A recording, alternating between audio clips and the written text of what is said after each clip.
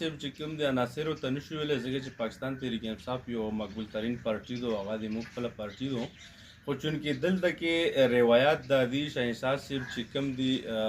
قومونه دي قبیلې دي مشران دي ملکان دي موږ چې کوم دي هسې یو روایتي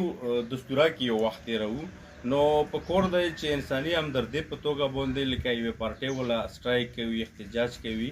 او بیا چې کوم دي لکه اوس مونږ په پارټ باندې دارو چې مونږ چونکې په حکومت کې یو پیټیایي ګورنمنټ دی په خیبر پښتونخوا باندې نو د هغې په هکله باندې دلته سټرایک کېږي یا مثال عوامي نشل ګوندې کوي یا جمعیت کوي یا نورې پارټۍ کوي نو په دا کې بیا حکومتي هغه نه دي په کور پارټۍ له چې هغه لوډ شي جنډا ولته ولګوي یا چې کوم دي هغه خپل احتجاج شروع کړي نو